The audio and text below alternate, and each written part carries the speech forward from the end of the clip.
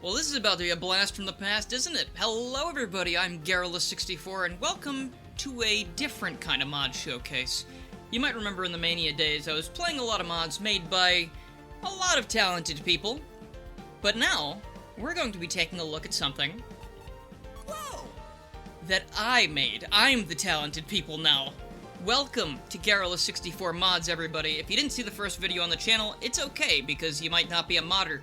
You might just be looking for cool things to play. Today I wanted to show you this thing I've been working on for a while that is now downloadable. It is Crash Bandicoot from Crash Bandicoot 4. It's about time over Cream the Rabbit, and he even has Aku Aku up there too. What have I got? That's the exact reason I picked Cream for this in the first place, because I knew that I wanted Crash to have a little companion to hang out with him, because what is Crash without Aku Aku? You take one hit and he's roadkill. In a racing game, that would be really dangerous, I think. Now, when I make mods, I usually gear them more towards the extreme gear, because that's usually what I end up playing with when I play this game. Car Crash is a little bit of a wreck, you might say.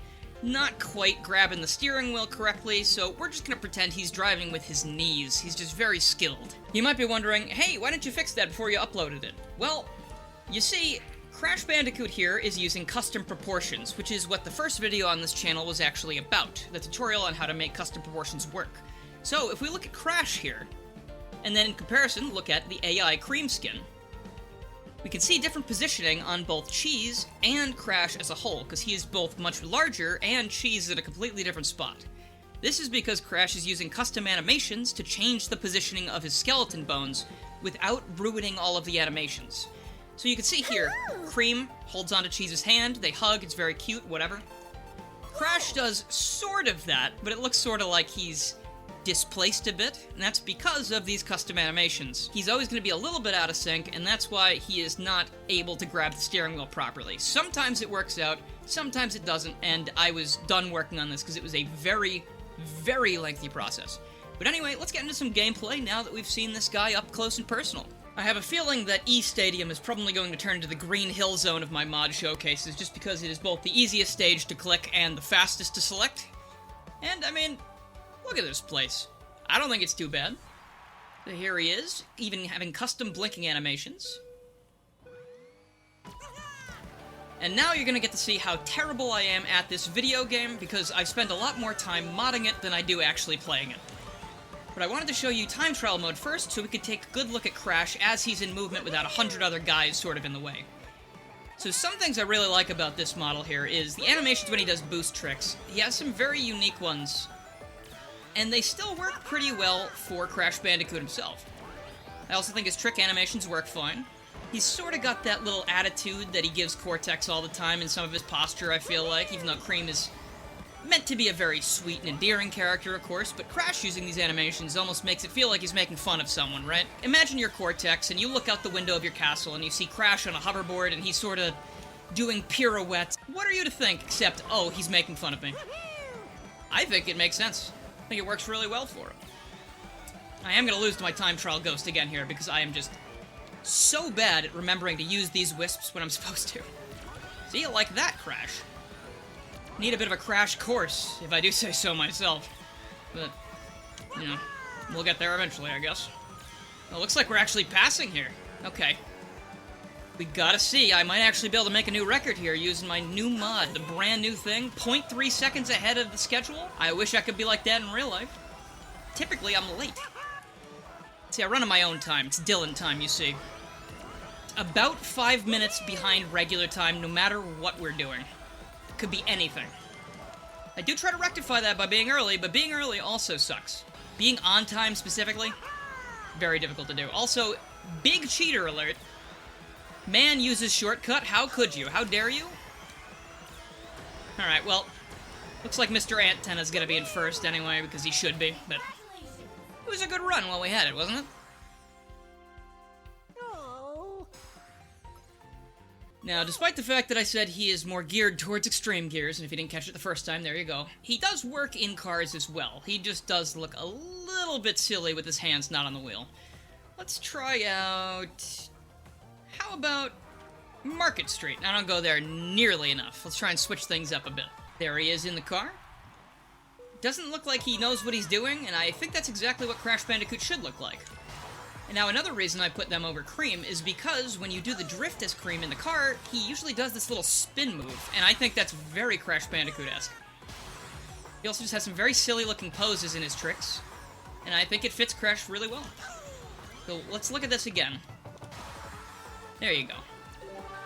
This is very interesting showing off something I made versus showing off something that someone else made, because I am immediately focused and dialed in on whatever I need to say about what I'm doing. It's a lot less random nonsense in my brain, that's for sure. Man, playing as cars in this game does not feel the same as Gears. They definitely made them feel different, but they don't feel like the old Extreme Gears, so it's real interesting.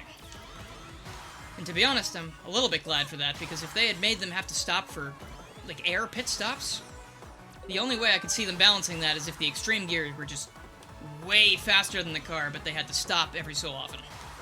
Which would probably be infuriating for most people. In a Sonic game, I have to stop? What am I playing? Purgatory Simulator? Haha, no thank you. And to end this off for now, I figured I'd show Crash in a regular race with other racers because they do have different animations and voice lines depending on what mode you're playing. If you notice in time trial mode, he wasn't really making a lot of sound aside from when he boosted. In a race like this, for example, we are going to be hearing a lot more of Jess Harnell's Crash voice. And I guess I'll let you decide if that's a good or bad thing. Oh, also, I guess he doesn't have rival interactions because where am I going to get the full sentences for that, right?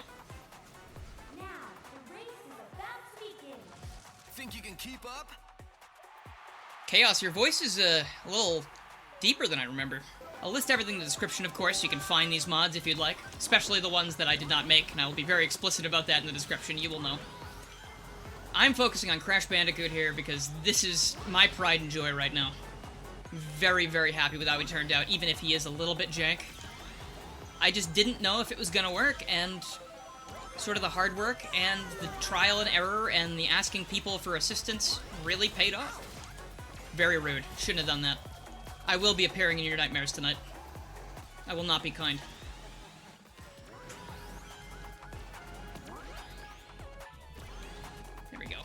And if you're wondering about the trick sounds, when I make characters, I usually don't give them all of the trick sounds in a voice pack because I find it really obnoxious. I actually, as my first mod I ever made, I made a mod that removed all of the trick sound effects from every character in the base roster. It's called Shut Up Tricks. It's something you can use, maybe, if you don't like the constant barrage of trick sound effects that happen.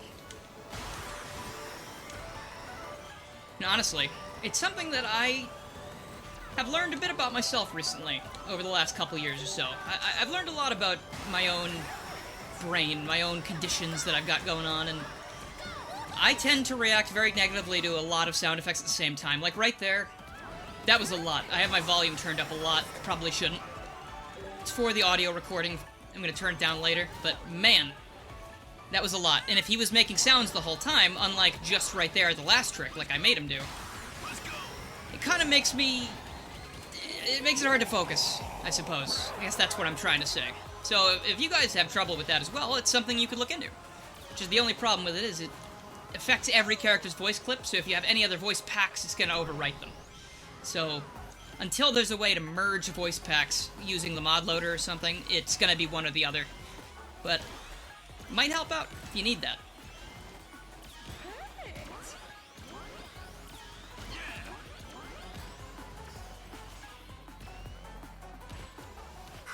No.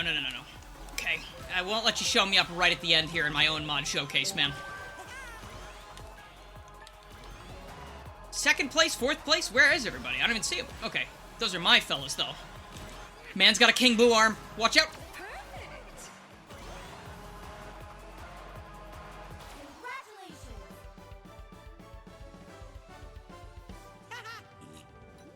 Well, that's going to be everything I wanted to show you for Crash Bandicoot for now. If you want to get this mod and play with Crash Bandicoot in CrossWorlds yourself, make sure you have the Steam version of Sonic Racing CrossWorlds, and go check out the description below.